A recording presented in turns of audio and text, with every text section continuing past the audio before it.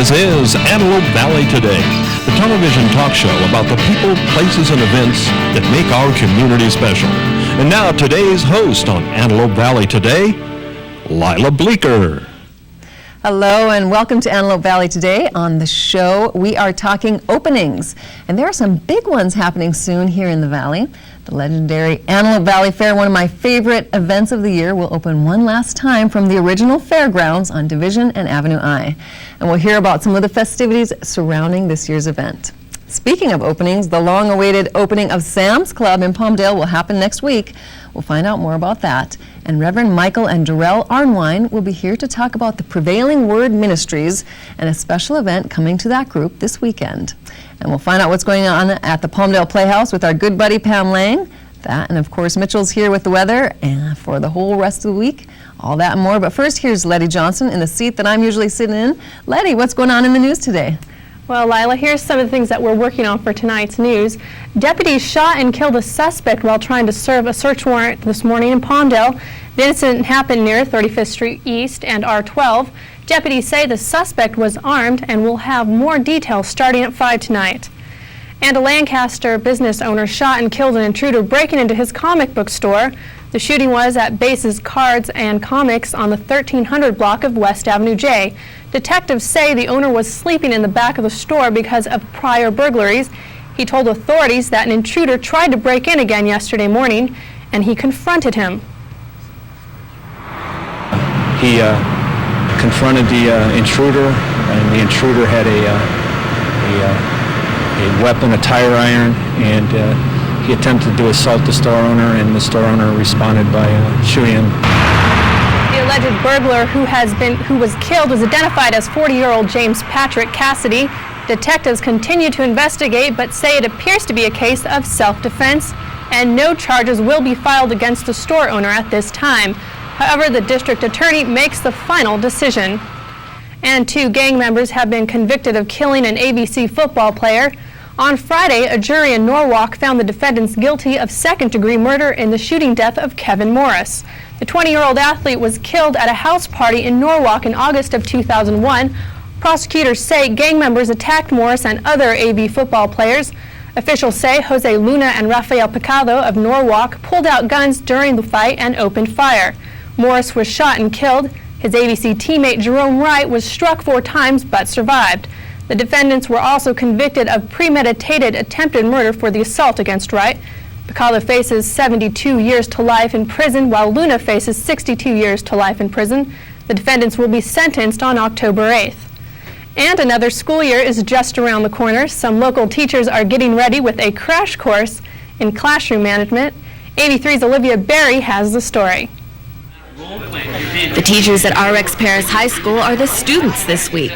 They're learning how to better manage their classrooms using nonverbal cues. Michael Grinder from Washington State is leading the 3-day seminar. One of the main points of his program may come as a surprise. He says, avoid eye contact when conflict arises. If you make eye contact with someone, then you're going to find that if it's a management situation, the chemicals raise up that's called the fight or flight in both the student and the teacher. That's confrontation. But if you can get the student's attention and look down at their desk, they'll follow your eyes and they'll look down at their desk, then they go to work more. Grinder says students respond better to teachers who say less with words and more with their hands and eyes. If I have the expectations, the homework assignment up on the board, when I say the student's name and they look at me, I transfer through my eye and hand and I look at the board and they see there's the bad guy. So whenever you go visual with information, you don't have to make eye contact. They will look at. And so then the board becomes the bad guy and I become a facilitator. I can help them. Grinder's program incorporates personality, too. He classifies people as being like dogs or cats. Dog types want to be nice and have others be nice back to them. But cat types, they need to be teased to stay interested. So if you wanted to get a cat to ask you, how's your day, you don't come in and go, honey, how's your day? Because the cat is bored by that. You walk through the living room and go, what a day. They get up and they follow you. Because you normally don't act this way. But be careful, as soon as they follow you, you want to go, hi, I knew we'd get along. No. You've got to continue to tease a cat. The school staff found the presentation entertaining and inspiring.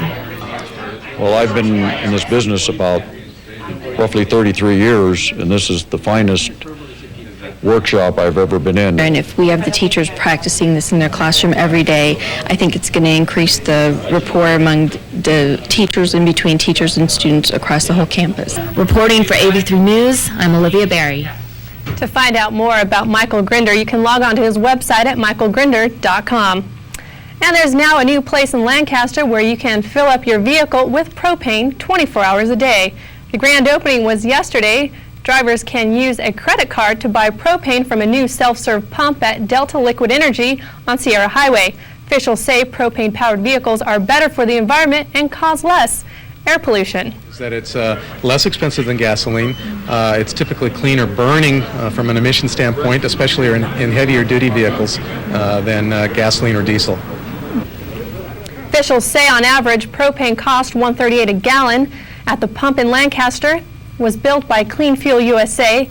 They plan to install several more in California to encourage people to use vehicles fueled with propane. Some of the funding for the project came from the AV Air Quality Management District. Local leaders were on hand for the grand opening. Thank you very much, and that's news. All right, Letty, you know that $1.38 a gallon sure sounds good these days with the gas prices going up so much. It sounds wonderful. I paid $20 for 10 gallons in San Bernardino yesterday for my little Honda. Ouch. Okay, well, Letty, we'll keep track of that, those gas prices in the news, too, and thank you very much for that news break. Thank you, Letty. We'll catch up with you later in the news tonight at 5, 7, 9, and 10:30. Thanks, Letty. Bye. And now, speaking of the news, I am joined by my co-anchor Good here. to see Good ya. to see How are you, you? Bob. Thanks for coming in. You bet. You're going to be the host tomorrow. Yeah, they're warming me up for this, so this is nice. But you got the best show because you've got Boots the Goat here. I know, I'm and so the excited. 4-H'ers. And now they didn't tell you, but they've got a pet python outside there, and they want to take a picture of you with the python around your neck. Is that okay? I wonder why they didn't tell me. Yeah, right. No, Boots, I know. This is one of my favorite parts. Yeah, I'm going to tell them you're while lucky. they're here You're lucky. about the kids and 4-H and the fair. I love the fair, too, so much. And we were talking about that. It's like the Can't turning. believe it. It's Yeah. this Friday. I know. Where's the it's time Friday. go?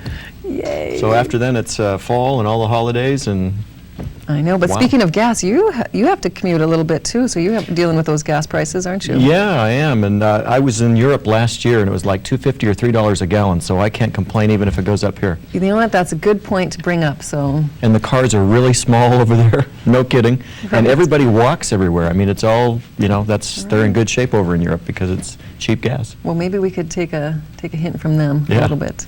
But we have lots of hints coming up here soon. Hints about Yeah. the fair Okay. and about a few other openings today. So come on back, join us. We're moving on with the Antelope Valley Fair. Stay with us.